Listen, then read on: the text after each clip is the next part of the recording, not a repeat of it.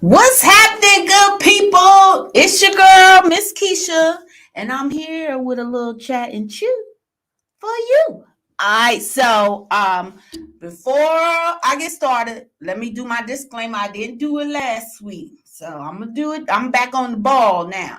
So before I get started, let me express that all the opinions and views that are on my show by myself and or my guests are that ours. Okay, this show is about sharing information.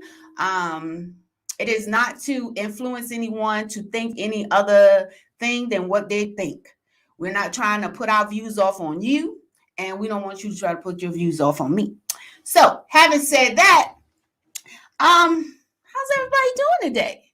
I got a pretty good show lined up. I want to talk about some good things that's going on in the world. As y'all can see, I'm repping my team. We might have won by the hair on our chinny chin, but at the end of the day, we won and we got a touchdown. Not like some other teams, but won't say no names. So yeah. So what's going on in the world? See, a lot of people have gone on the glory. But let's just get into it, okay? So, because I think this is a great topic. As you all know, I'm focused on having hard conversations. And for all of you out there listening, what are some hard conversations that you have had to have with someone, or you think would be a hard conversation to have, but in your realm, you haven't had to have it? So, let me know in the comments. Tell me what are some hard conversations you've had to have. So today, what piqued my curiosity on this topic is I was watching my man Larry Reed. Shout out to Larry Reed. And when the whole video came out, I was like, nah, I'm not fitting to watch this foolery. All right. But after watching Larry Reed and seeing Larry Reed's thoughts on it, I was like, it piqued my curiosity, right? So when I watched Larry Reed, he was talking about the Tiffany Haddish and the Aries little skit they put together, and now they was being sued, and they was being extorted for money from the kid and his guardian, and apparently allegedly they have been extorted for some years now by the family or whatever. So, but Larry has said something very profound. Now, Larry said, now granted, and you can go back and go to Larry Reed's channel and you can see his thoughts on it. And he said, it seemed like they were trying to send a good message. They just went about it really, really bad. So I said, you know what?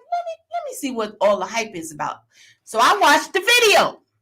Those of you who have not watched the video, I encourage you to go to YouTube and watch the video. Now, a lot of things have been redacted or blocked out so that is really ratchet. So to protect the child, it is a child in this skit. So some things have been redacted and blocked out. But nonetheless, I'm going to tell you my interpretation of this, because it leads to a hard conversation that I know how this particular topic was dealt with in my days. Not really sure. Okay, so we're going to get to that because my brain is moving faster than my mouth right now. So, okay, nonetheless, I watched the video, okay? In the video, it starts out, Tiffany Haddish is like a single mother, and Aries is like her older uncle, and they live together or live near each other. But Tiffany Haddish is like a young mother, and she wants to go party, so she drops her son off with Aries, the uncle, to watch him. So every time that she drops him off, for whatever reason, he's in his underwear. All right. And so in these particular in each frame of the skit, she's dropping her kid off, and Aries, the uncle, is looking at the child in a provocative sexual manner. And every time that she leaves and they show the scene where he's looking at the child in a sexual manner, it's sexual music playing, i.e., R. Kelly. My mind is telling me no, but my body is telling me yes. Yes, that's the portion that they're playing. So there's like two or three different little skits, frames of the skit. And one, the little boy is like laying on his back and his legs is wide open at one point. Another one is he's in a tub and Aries, the uncle, is like, getting in the tub with him, yada yada. Then another one is Aries, the uncle, is rubbing baby oil on him. So I think at some point I understand but it was very poorly done. The last frame is what got me. The last frame of the skit, she comes in and the uncle is not, Aries, the uncle, is not that excited to see the little boy anymore. So he's sitting there and he's still reading his paper, but this time his paper doesn't have any holes in it.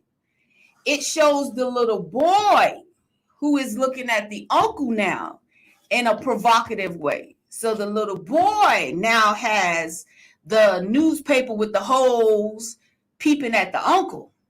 And the music is playing behind the little boy. And then there's a scene where the little boy is trying to rub the uncle down with baby oil. And, the uncle Aries is like, kind of like, what you doing? What you doing? What you doing?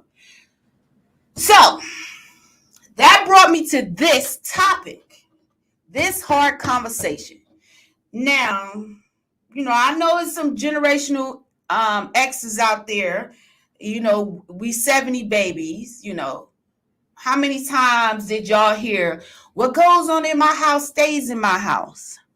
How many times, did, no, he would never do that. Or how many times was, oh, no, she would never do that.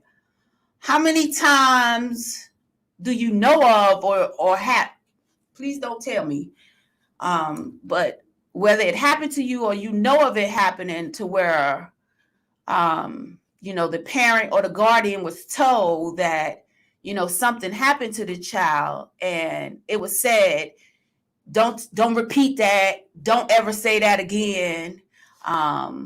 For a number of reasons why parents said it, depending on their situation. I've heard of, don't repeat that. Don't never say that again, because where are we going to live, or who going to take care of us, or, who going to pay these bills, or, that's the only father you have, or that's the only mother you have, or that aunt, she help me take care of whatever the scenario. But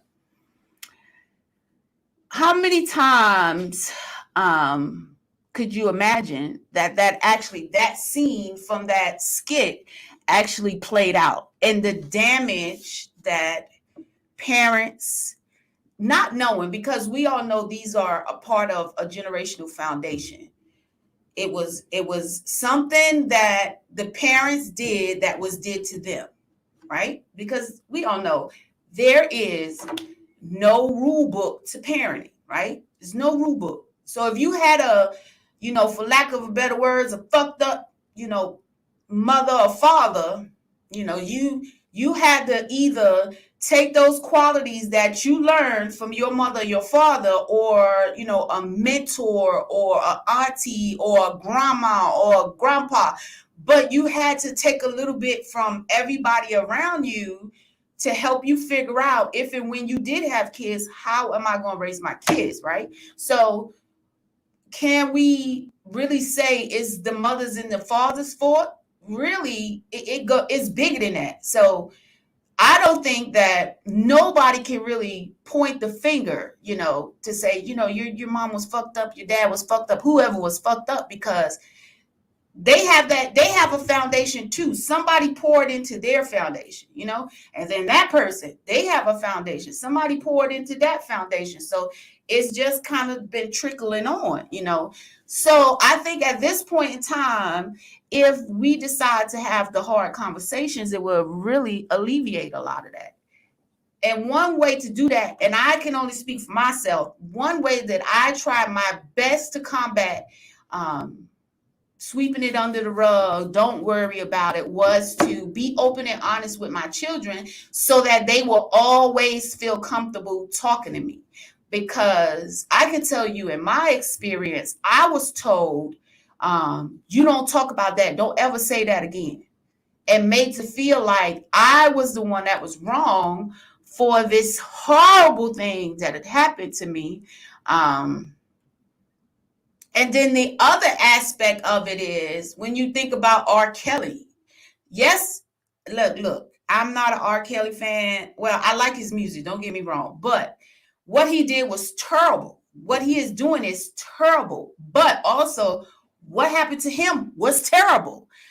Somebody created that habit, that desire in him. And it's like that is what that skit was showing, that you can allow someone to manipulate your child at a young age and take something so sacred away from them till it becomes their normal. It becomes what's that when people kidnap people and then they get this idea in their head that that's their normal. Like it's the same thing. And so that became his normal. So guess what he wanted to do? He wanted to do it to the next person. And that happens.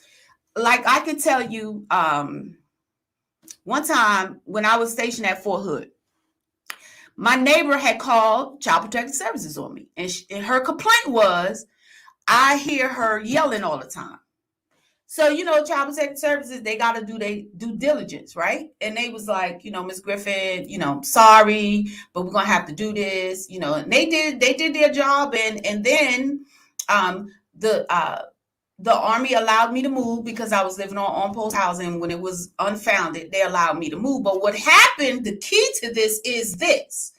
What happened was, in them asking the neighbors and questioning everybody, from the original complaint of me yelling at my kids, so I must be over there beating the hell out of them, found out that the neighbor that actually called CPS on me, her little boy was going around touching other little kids' private part. It was called the PP game. So then they started an investigation on her and her family because of the PP game. So you see what I'm saying? Like, and where did he learn the PP game from? What? And I think my kids were like 4 and 3 and 4, and these are just neighborhood little kids just running around, the parents just sitting outside and the kids running around and playing. Who told him about the PP game? Why does he even know that? To tell another child to pull their pants down so he can play with their private part, whether it was a male or female. So it goes back to that, like from the skit, showing in the skit, the uncle had done this to this child so much, to the child probably thought that it was normal. It was normal for me to touch on other people. I don't know that it's sexual because I'm young. Nobody didn't tell me. Nobody didn't say, this is wrong. This is sexual. This is something that you do as an adult. Like, and if anyone does it to you, you need to scream and shout, and you need to go look for the nearest adult and tell them what's going on. So that's another thing that happens. And then the cycle just keeps going, where I'm going to touch you and I'm going to do it so often because you're 4, 5, 6, you don't know any better, and you think this is a normal game. that kids play. So when you get around with other kids, said child gets around with other kids, you begin to play those very same games with other kids until it is stopped to say, no, this is not normal. This is not what you do as a child. And if someone does it to you, you scream, you shout, and you go and find the nearest adult and you tell someone. Because, excuse me, so many times we were taught to, you don't tell those things. If you, or the perpetrator could even be telling them, if you tell, someone's not going to, mommy's not going to love you, daddy's not going to love you, mommy's going to be upset, daddy's going to be upset. But as a parent, your child should not be afraid to tell you anything that is a topic somewhere out in the world that's going to make you not love them no more. So yes, times are different. Times get hard. Trust me, I understand it. I was a single parent. I get it, but I never wanted my kids to feel like they couldn't tell me nothing. Now, do my kids feel like that? Even as adults, they feel like that sometimes. Like, yo, mama's going to trip out. So I'm going to try to figure this thing out. And before I have to tell her, because she going to lose it.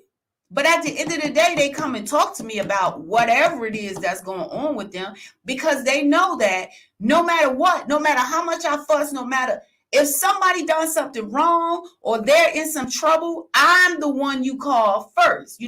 I got your back.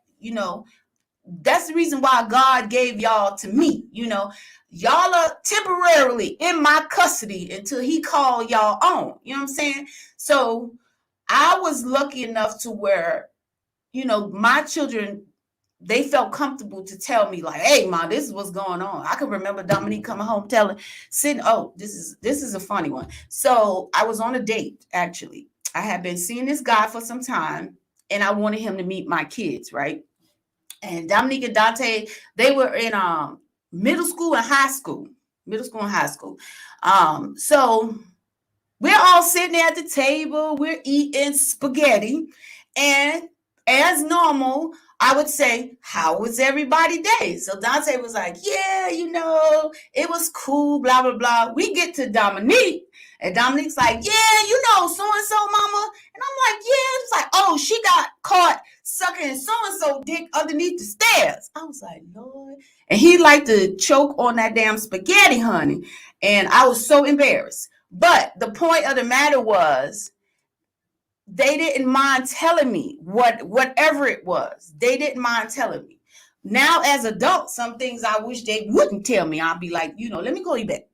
I don't want to know the things. But I think that's a hard conversation that, we as parents need to have. Even if, like, especially with, like, if you have kids that have, like, relationship issues, you got to wonder if you don't. I'm not saying that that's like the prime thing to, say, oh, this is what's wrong with the child. But you have to open up the lines of communication to where they feel comfortable to tell you anything, especially if someone is hurting them.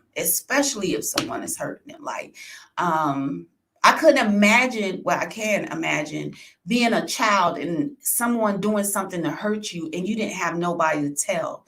And I have seen where there was nobody to protect you. You know what I mean? There was nobody to protect you. And then something happened to someone you love because of you, or you was a part of, and that pulled y'all apart. Y'all were never able to flourish or, have a decent relationship, and you never talked about it. So you lost all that time, and it affects your relationships. So how do you go back and make that right? How do you say, it happened to the both of us? Just like, I hate to keep bringing up old Aura, but, his brothers and sisters was like, they didn't really know. They always knew it was said or whatever, but nobody did anything. So it was like, it was like the implied, okay, if nobody's doing anything, then it really must not be a thing. So we're just not going to talk about it. And he became a predator, he became a damn predator. So I just think that we as parents, well, for one, we got to take accountability. We got to be able to have those hard conversations with our kids to say, you can come and tell me anything, especially if somebody is hurting you, right? Do I believe that Tiffany Haddish or Aries had any ill intent? No. That's Kecia's interpretation. No, I don't think. But they were also young. And then it makes you think about, well, at least me, it makes me think about their generational foundation. What made them do something like that for television, for a comical skit, and not think that that would have an effect on those young kids? Playing it is just as bad as doing it, because it becomes a reality to the person that's actually doing it. Like, playing it that's just like, I didn't allow my kids to play with guns because I know what it's like as an African American out in these streets with a gun. I didn't want, I was not going to contribute. And this is my way of thinking. If I allow them to play with guns, then I'm teaching them that, violence is a course of action, it's fun, i.e. in a game. And I didn't want that. Whether it was right or wrong, I can't tell you that. I can tell you that was a decision that Kecia Griffin made. And my son is a bullseye shooter, but I made that decision. So do I think that there was ill intent? No. Do I think that there was bad judgment? Hell yeah. But it's not just on those two. What about the guardian or the mama? Because the mama was involved back then. And, it's alleged that she did it for the money, and her and Tiffany Haddish was friends. It's alleged, all these things are alleged, but let's really think about it. Somebody, you mean to tell me out of everybody in there, nobody thought that was inappropriate, and that having that child do that was not going to affect them? Come on, man. Come on.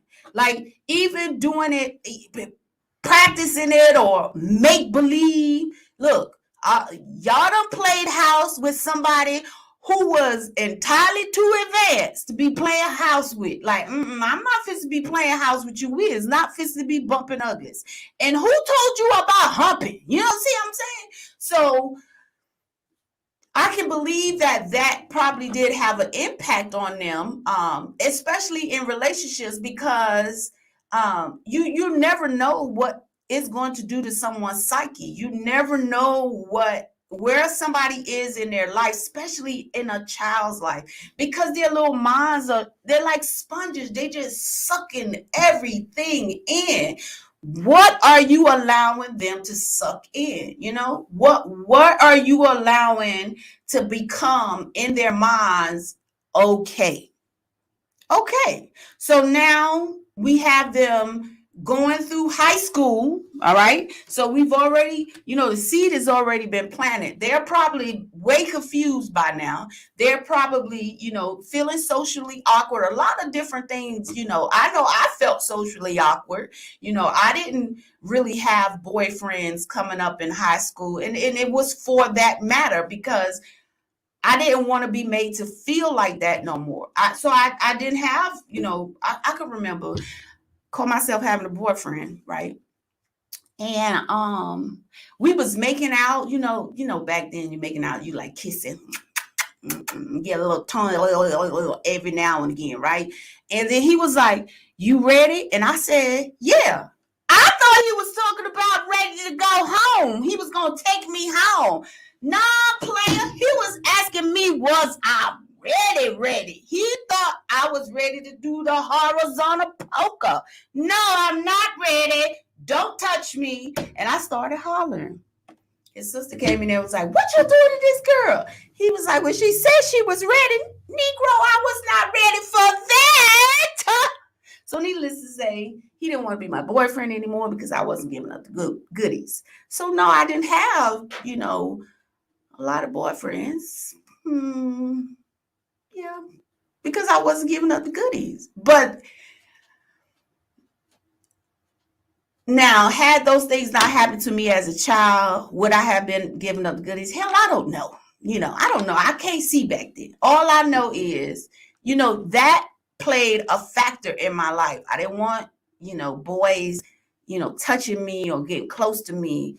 But, eventually I got over it. But it just went from one level of making bad decisions to another. So, and then I know that can happen to anybody else when they're promiscuous. Like, you need to ask these questions. Like, did somebody, like, I know I was paranoid. Like, somebody touching you, somebody did something to you, you gonna tell me? But even now, like, people tell their parents as adults. And it's so freeing for that person to finally let it out, to say, this is what happened to me. This is what has created me and who I am. And I'm ready to free myself from the bondage of that. Do you got to tell everybody? No, but you need to tell somebody enough to where because that is bondage, that you're allowing yourself to be bound from someone who violated you, someone who took something so precious. Because as a child, your innocence is the most precious thing that you can have. And we as adults should be protecting it, not destroying it. And these are the hard conversations that people need to have with their children or their grandchildren, whoever you are, and a child has been placed in your care for you to protect, love, and nurture. It is your responsibility, it is our responsibility to protect them. And in protecting them is having these hard conversations, i.e. this one right here. Who sits down? What do you think a good age is to sit down and have that conversation? Like, nobody is to touch this. Nobody is to touch that. If somebody does touch it, this is what you do. I know I started having that touch with my grandbaby as soon as she could make sounds come out her mouth. No, nobody don't touch your tutu. No, nobody don't touch your tutu. Like, you have those conversations. And so it becomes normal to them. All right, this is my tutu. This is sacred to me. These are my special parts, and they are special because they are mine. They belong to me. So I have control of it. So if someone violates your special parts, or destroys your special part, or does something, I need to tell someone. I'm a scream, I'm a shout, and I'm going to tell someone. I'm going to tell the first adult that I see. I'm going to tell someone, because I feel like, and we're going back to the skit. In that skit, had those young children been driven or taught that this was not right, they would have said something. Hey, mommy, I don't feel comfortable. I don't want to do this. Did you know that they was going to have me do X, Y, and Z? Mommy, like, no, I, that doesn't feel good to me. Like, or because now, granted, if and when you watch the video, it looks like they told a little child what to do and he did it. Not like he did it shyly or anything. He did what he was told to do, as a child should. If I'm an adult, I tell the child to do something, the child does said thing, right? So he did what he was told to do, because this was in my little pea brain. It's like, this is going to make us money so mommy can take care of us, so we can have somewhere to live, we can have food. I don't know what their situation was, but in my little brain, this is what I can think. And so I'm going to do this for my mommy so that she can take care of us. No, that is not okay. That is not okay for you as a parent to put your child or any other child in a space to be violated and their innocence destroyed, because that is exactly what has happened. So can I assume that can I make the assumption that there are some issues with these children? Yes, I can make that assumption that there are some issues with those children. Do I feel like it has a lot to do with money because these two people have their, celebrity status? Yes, I do. I do that too, because and also, do I believe that hindsight is 2020 for these two celebrities? Yes, I do. Because I'm not going to allow you to extort me if I know I didn't do anything wrong. I'm just not going to let you do that. At least that's what I would think. Like if I was a celebrity and, me and you did whatever, and I don't want it to get out, I might pay you off. Here go a little something, something. You keep your mouth shut, blah, blah, blah. But if I didn't do anything wrong, you can tell whoever the hell you want to. I don't care. You know what I'm saying? So, we make bad decisions as an adults. And I feel like they made some bad decisions. In our generation and the generation that came behind us, in those parents, those generation Z's, no, we X, we're Y. No, genital millenniums, them little fuckers.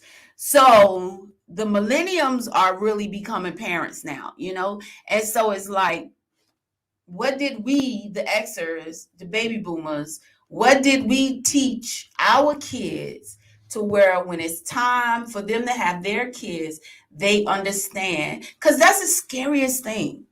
Besides your child passing away, the scariest thing is for your child to come and say, Mommy, Daddy, I've been violated sexually. I've been violated. I've been assaulted. I've been raped. I've been touched. I've been molested. Like, that would be the hardest thing, because then you as a parent feel like, even though I was doing everything I could, I still couldn't protect my child from, this person, this entity, and God forbid if it's like someone or family, But after looking at that video, it made me think, like, because I want to say Tiffany Haddish is, around my age, I think she's in her 40s, So it's like, what are we really teaching?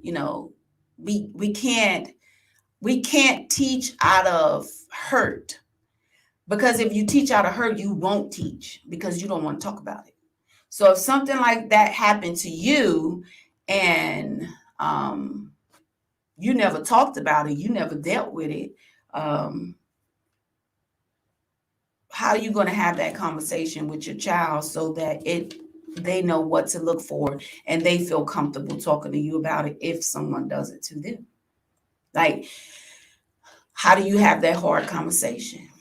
How do you say, little Johnny, you can tell mommy anything, My biggest thing was, I don't want my children to hear something on the street and think it's right, and then come to me and it be wrong and I try to right it.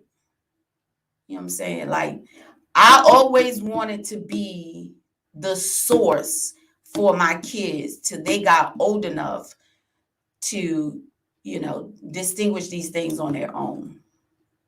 Yeah, I always wanted to be the source. So, because I never wanted my babies to feel like they couldn't talk to me about something, and I know some people think that, my relationship with my kids is very unorthodox, but first of all, I don't have kids. I have adults now. So, and we have a friendship. Me and my daughter, me and my son, we have a friendship. So and they still they don't always tell me the truth, but that's okay.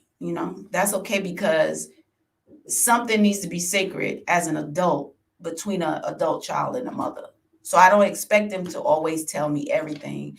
I don't expect them to always expect me to get them out of trouble. But I expect that if it's something that significant, that the person they will come to first is me. And I believe that my children will do that.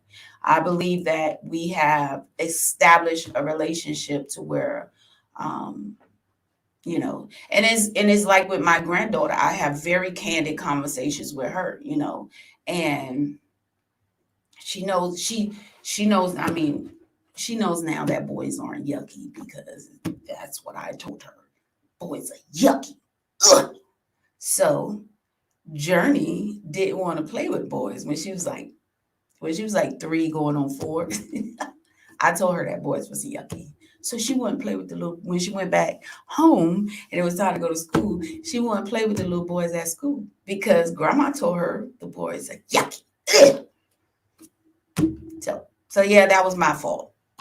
Maybe I didn't explain it right, or maybe my granddaughter's just too damn smart. So, but nonetheless, these are hard conversations. So we are now grandparents. So as grandparents or great grandparents, have those conversations with your kids so that you understand where your kid is with it.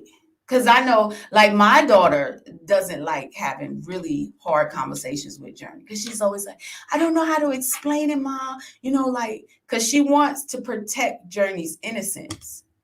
But at the same time, you have to protect Journey.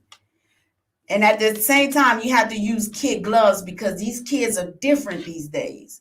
So, like Dominique told Journey I was pregnant for whatever reason. Journey decides to tell everybody else that her grandma's pregnant. So you don't want to give them too much information, because then they want to share what they've learned with other people. But at the same time, you want to have those hard conversations to where they are able to protect themselves and, be open with you in the event that something horrible happens. But also, you could look at it the way that I looked at it. If a perpetrator knows that this child is going to do X, Y, and Z, if I touch them, I say anything wrong way, that will hopefully deter them from, seeing that child as said victim. So if we create an environment to where, children understand, and adults, it's some adults, there's date rape, there's, kids in college getting raped by people that, they thought was their, good friend or boyfriend or someone that they're like, you have to create that environment. And then it's, I watch a lot of Law and Order. So, things that have happened to them and they didn't say anything, and they get in these jobs or whatever, and then something happens to someone, and it's more like, oh well, you just want to brush it off only because that happened to you, or you become a workaholic, or you become an alcoholic. Like, it's a number of different things that can happen to someone that's carrying around trauma as an adult that they have not dealt with. Again, it goes back to the foundation. So what was poured in you, you're pouring into other people. So yes, we need to have these difficult conversations. And tonight, the difficult conversation is about, there are some not so nice people out there. There are some people with some deficiencies in their brain that makes them think that a young child is sexually provocative. So you, me, us, we have to prepare, our children to go into the world, because unfortunately, we can't all be with our kids 24/7. And trust me, I don't think anybody really wants to be with a child 24/7 because everybody needs that time to get some air to their brain. But at the same time, we want to make sure that our children are protected and they understand what's right and what's wrong. Yeah, we just want to protect our babies. So let's normalize hard conversations. Let's normalize talking about our special parts, our protected parts. Let's normalize these conversations with young kids. So, if you're a grandparent and you don't know whether or not your child or children have had these conversations, ask them. Ask them. Ask them, have you had this conversation with little Johnny? Does little Jane know nobody is supposed to touch her tutu? Nobody is supposed to, put a finger here or put a finger there. Nobody. And what does she do or he do when and if somebody tries to or they do? They need to know these things. So have those hard conversations. Let's be proactive, not reactive. Let's normalize preparing our children and equipping them. These kids are smart. They understand more than we probably think they do. So let's normalize having these damn hard conversations. Let's normalize this is not okay.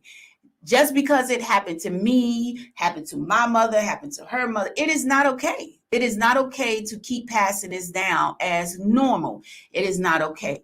So change the foundation. It's up to us to change the foundation. Sometimes you got to move from one point to the other to change the foundation. But change it. Change the foundation. Have these conversations. Ask your kids, what did you tell them? How do they know? And then test the child. What if, tell grandma if, what's your special port? What's your special place? Or, what's your special area? And it's special because it's yours. It's sacred. It's sacred. It's special. This is yours. Nobody can have it until you're ready to give it away.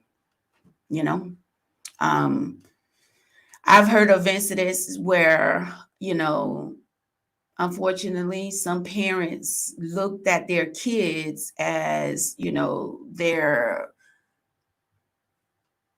moneymaker, oh, he want her, or he want him.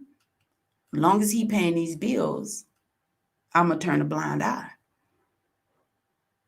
And these, kids grow up and, they're very provocative. They're very sexual. They get into all these, they have so many different emotional issues going on. Can't create good relationships, all these different trauma bonds that have been created based off that. Not only did your mother abandon you, but she allowed someone to hurt you. So I think it's time, that because these weirdos are going to be out there. They're not going nowhere. They're not going nowhere. I know, like my credit monitoring, it even tells me any kind of pedophile or someone that has been arrested because of violating a child. It tells me all of that in a neighborhood because I have a granddaughter that I have to look out for. I don't think nobody gonna try to get my daughter, because if so, they bring her back. Now that's my stinker butt. I love her. I'm going to this damn concert because I love her. But anyway, I think it's very important. So we're going to keep talking about hard conversations. Hard conversation. If it's a hard conversation, know that it's a conversation you should be having.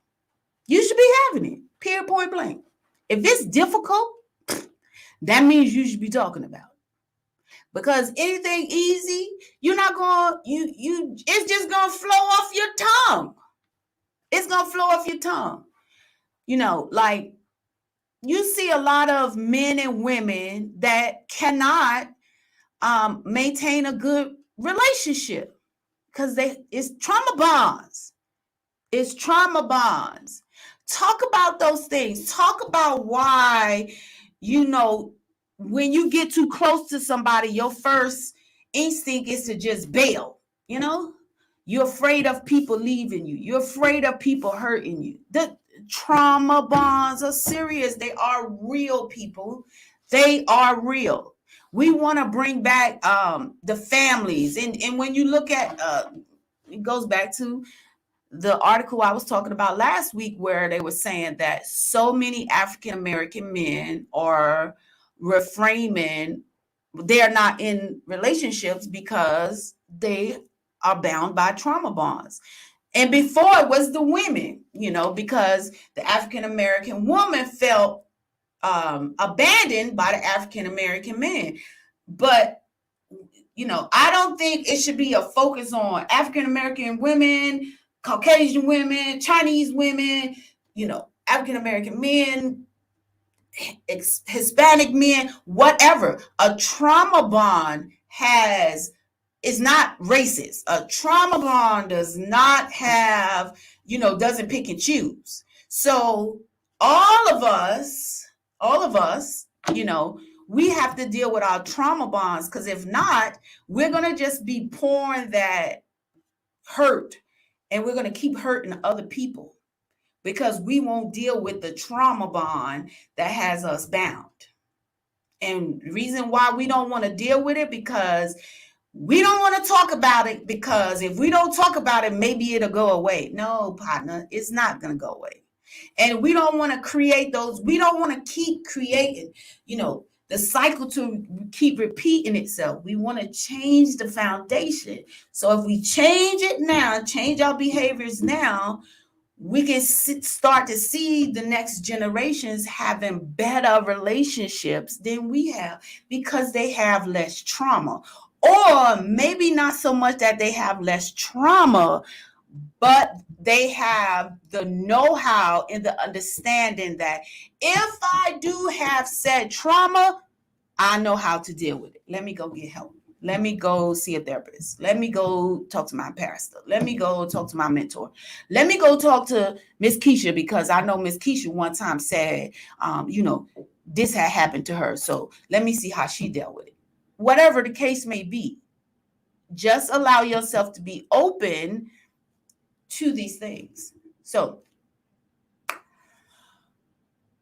we will continue talking about hard conversations. And I challenge each and every one of you that has listened to my voice today to have those hard conversations, especially if you're a grandparent. Ask your kids, what did you tell Boo Boo about, his special parts, what he's supposed to do? Do he know? Like, have those conversations. Because if little Boo Boo knows that a lollipop is good and it'll get them somewhere, just think about if you give them a lollipop and they did something to get that lollipop, if somebody else tried to entice them with a lollipop. Therapy is definitely more acceptable than when I was growing up. Yes, Latrice, absolutely. It really is. In our day and time, it was, what goes on in this house stays in this house. And that was probably the worst flipping phrase ever. That was the worst phrase. And I know it was because of a lot of different reasons, but that was probably the worst phrase. And I can tell you, even me as a parent, like, especially being a single parent, you don't want your business out there, because you want to control the narrative of what people think and what people say about you. But let's look at how and where that got us. So if it's I know they say if it ain't broke, don't fix it.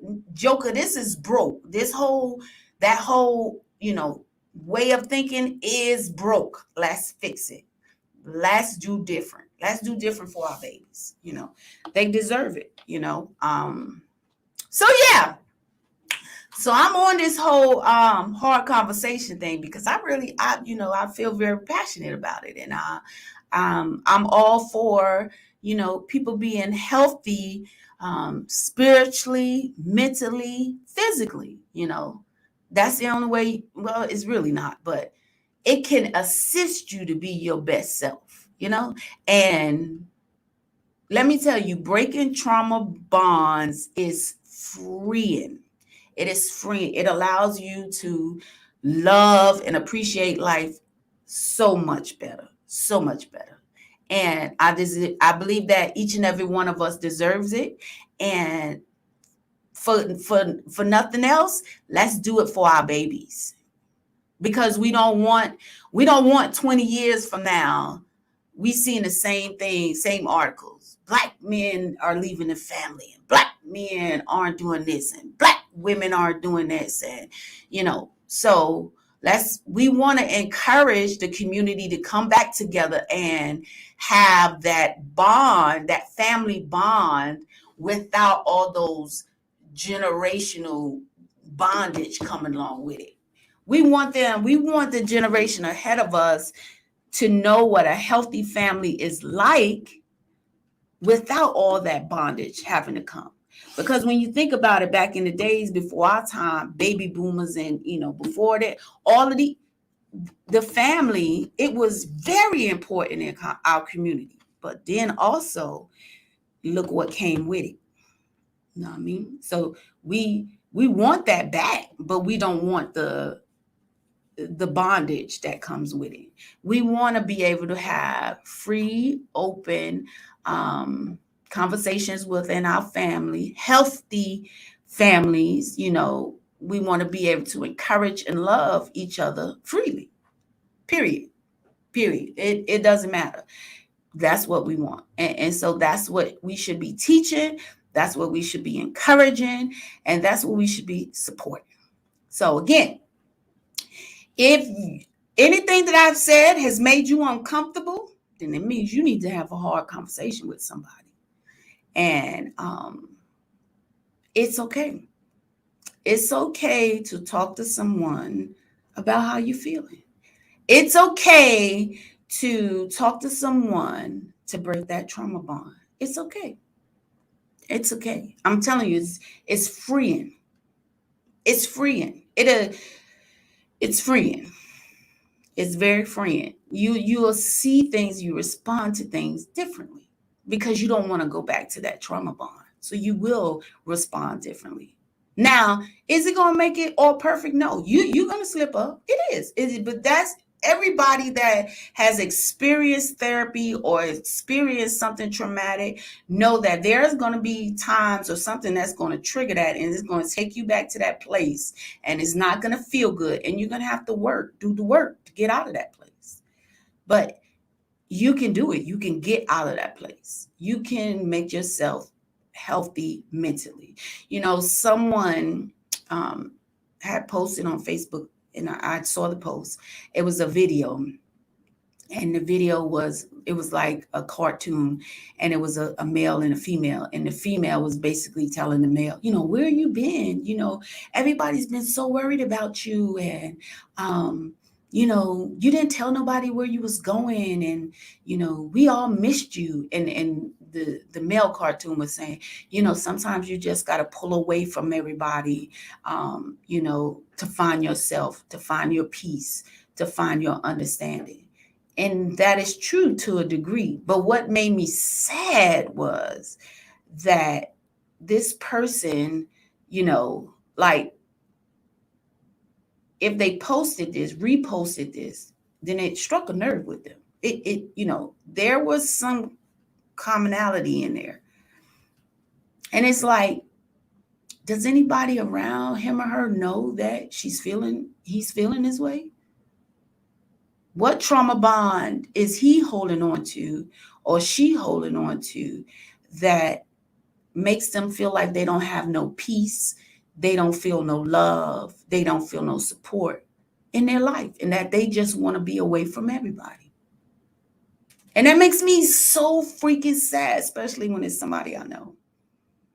And you want to reach out and say, hey, what's going on? What's up? You all right? You need somebody to talk to? So let's have those hard conversations, whether it be with our kids, our family, our friends, our neighbor. And let's allow ourselves to be open to if someone needs to just talk, they can come talk to you. And then you can direct them to the person that they really need to talk to get free from that bondage. So, having said that, this has been awesome. This has been on my mind like all week. Like, I was so excited to have this conversation because I see so many different podcasts because, I'm a podcaster. So obviously I like to watch podcasts. And, I get so tired. Like, I got it. Great. We need to talk about relationships because we want to build up the family, blah, blah, blah. But God damn, everybody want to tell you how to build a better relationship when in reality, all these little nuggets, this bondage will really help you to have a better relationship. Like everybody has it's so like you guys, I don't know how many people actually watch other podcasts, but it's everybody wants to talk about relationship. But let's talk about this. That's just like, some preachers, they I've heard preachers say, you go to church and nobody want to preach about sin. That's what the devil you supposed to be preaching about. Everybody want to preach about money because they want more money. The other preacher, he want to preach about this because that's what he like to talk about. Well, who preaching about the sin? So who is preaching about the bondage and the reasons why said person is having said issues in said relationship? You know what I mean? So I believe just hard conversations. So on that note, you guys, I have rambled long enough and I'm hungry. And I need to go get a little Ani. So next week, we will have another hard conversation. And these are going to be some really good shows. Yeah, I have some great topics, but I want to hear what y'all want to hear also. So comment, inbox me and tell me, Kecia, what about this? What about this topic? What about that topic? Something that was difficult for you to talk about or, difficult for you to hear, So until next week, go have those hard conversations and thank me later. Draw closer to each other. Let's really bring back the family bonds. And let's break all this bondage. Let's just be free. All right? So as much as I don't want to go and leave you guys, I gotta go. I appreciate you. First and foremost, I appreciate God for giving me the opportunity, the grace, and the heart to do what I do because I love doing what I do. To my Brass Mill family, like none other, I'm just thankful for them. And for you viewers, I appreciate all the feedback I have gotten thus far. I'm going to keep going. Listen, when your friends call you and be like, why you ain't on the air? Look, that makes me feel good. It really does. So I appreciate you guys. And until next week, love, peace, and